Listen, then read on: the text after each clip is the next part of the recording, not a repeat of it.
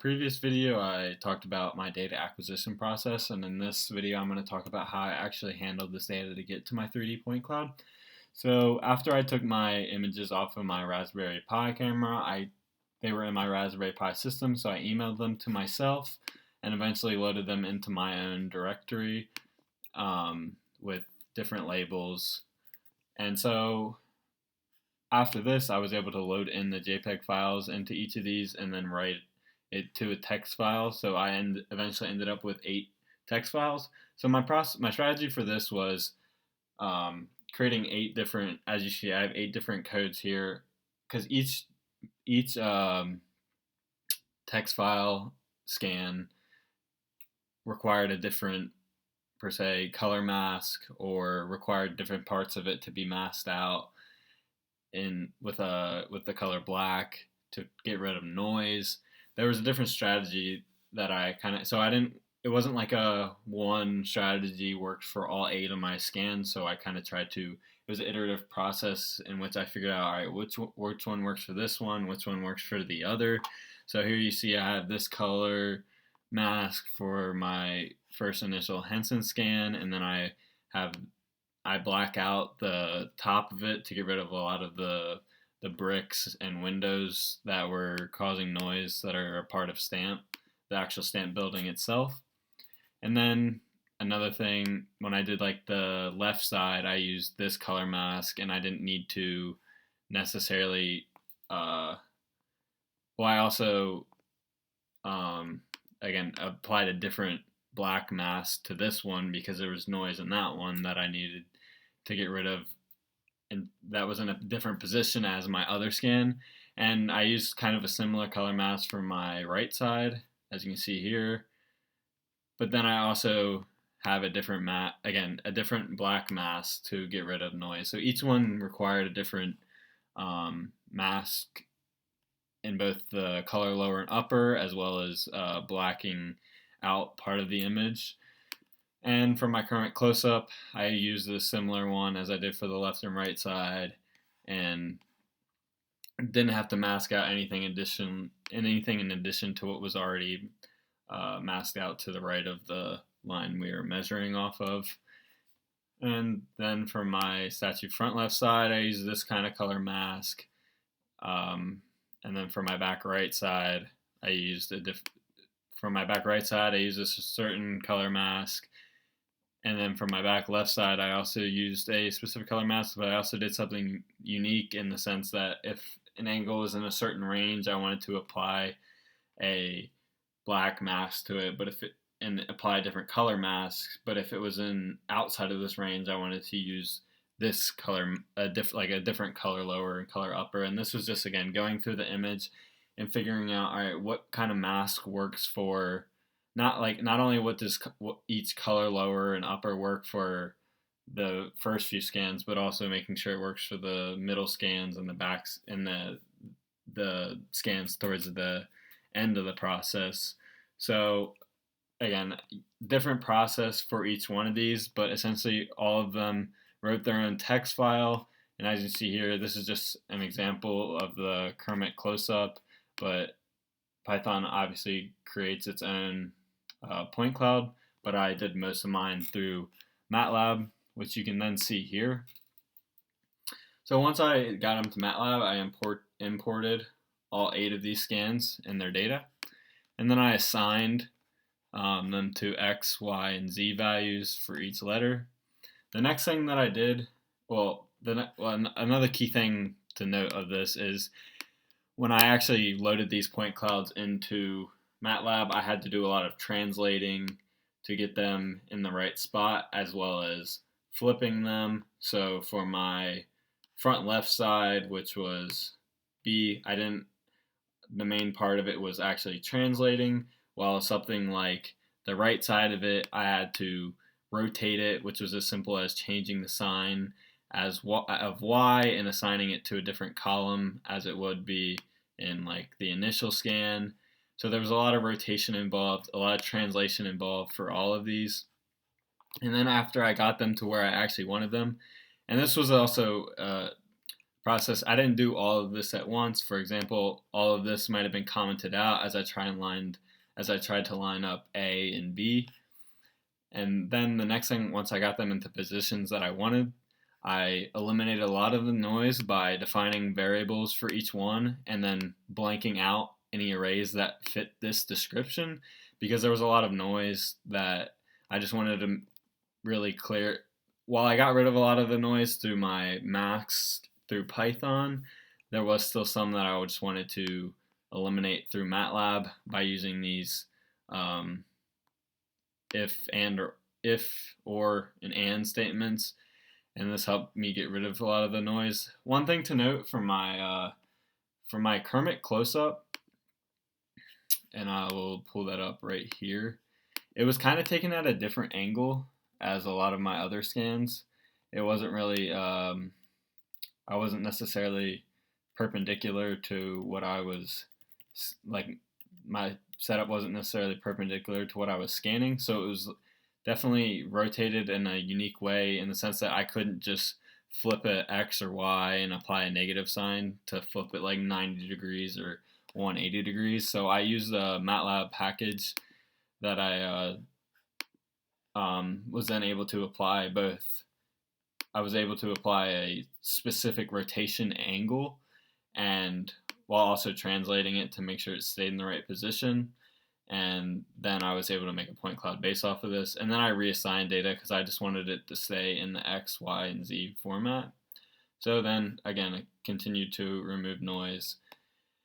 And then I used PC Show on all of these to combine them together. And so I will show, first I'll show what each of them look like separately. So for my first scan, this was my actual Jim Henson. So you can see him here. And then the next thing that I added in was if I added in the statue front left side.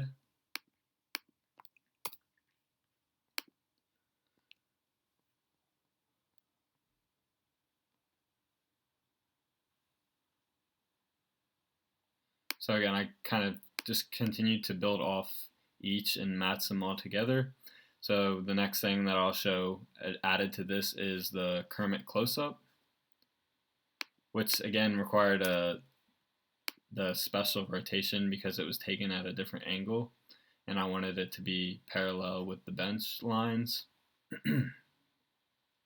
So here you can start to see Kermit come into the picture right there. So you can kind of see the lines that align with Kermit. This was originally, like, Kermit was kind of rotated into the bench, so I was able to make this him more parallel with the bench through that transformation that I did. And then I'll show how the left side of the bench comes into play, which was aligned with the value D.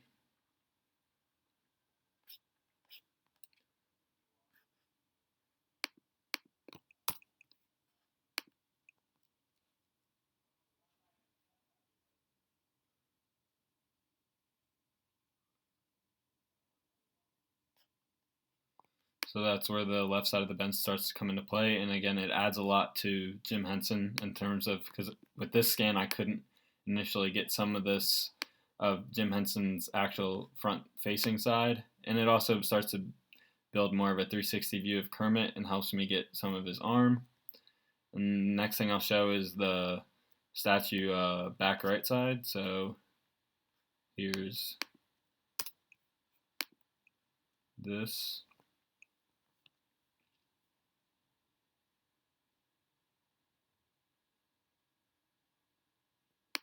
So that's where the back right side starts to, as you can see, it aligns with this scan right here. And again, picks up on more of the back of Kermit. And then I'll get the back middle side, which is E. So as I'm showing these all come together, it's kind of how I approached it in terms of translating and rotating each one and then eliminating noise for each one. to eliminate noise and figure out where it was coming from, I loaded them individually and then figured out, all right, well, here's how I can get rid of this noise. So here's the middle of the backside, which picks up on a lot of the bench, but also really helps start to fill out Kermit right here. And then the back left side comes into play.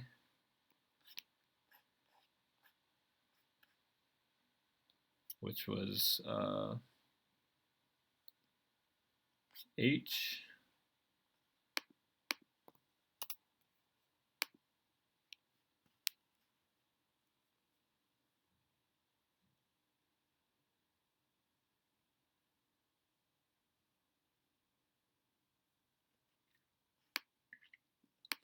And so you can start to see it gets the back of the other side of Jim Henson's face, as well as some of his shoulder, and it is even able to get some of his arm sticking out over the bench here. And then finally is the other side of the bench, which will fill in a lot of stuff right here.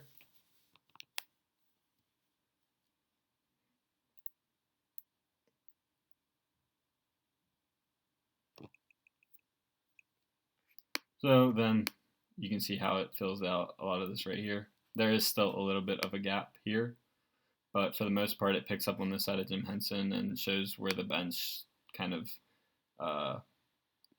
the other side of the bench ends over here. So overall, I think the scan came out really well. I'll show a full view of it. So one thing I want to pull up is the actual image of this Jim Henson statue. So here is the Jim Henson statue. As you can see, there's the bench here and Jim Henson and Kermit.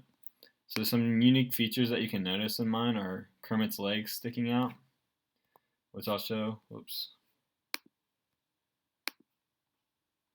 Kermit's legs sticking out. If you look at the top view, there's a lot of lines, so it's hard to see straight on, but if you rotate it, you can see his legs kind of sticking out here, and you can also see it from a top view.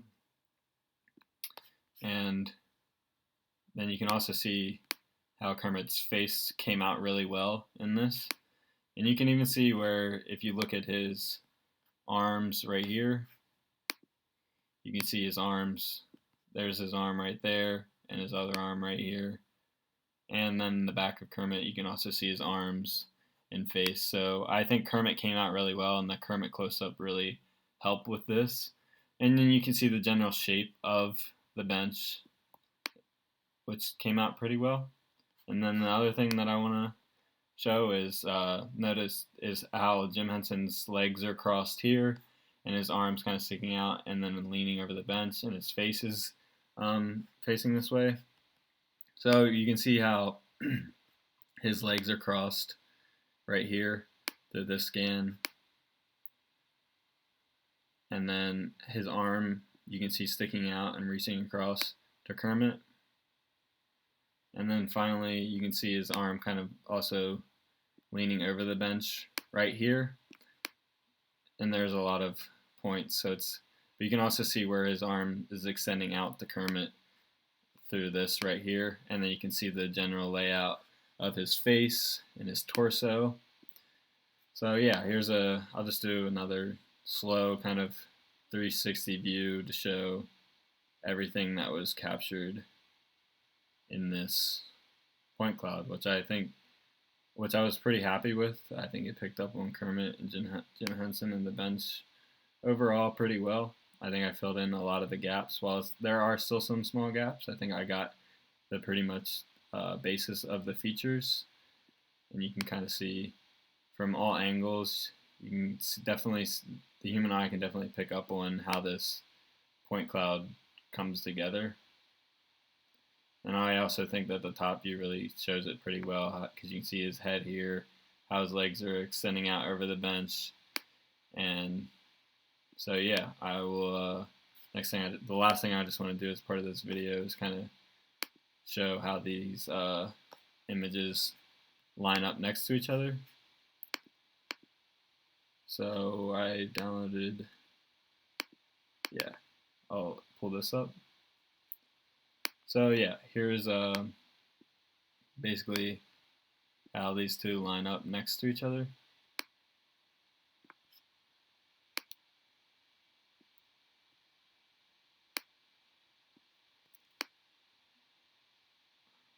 So you can definitely see how a lot of the features came into play for this point cloud, which I was pretty happy with.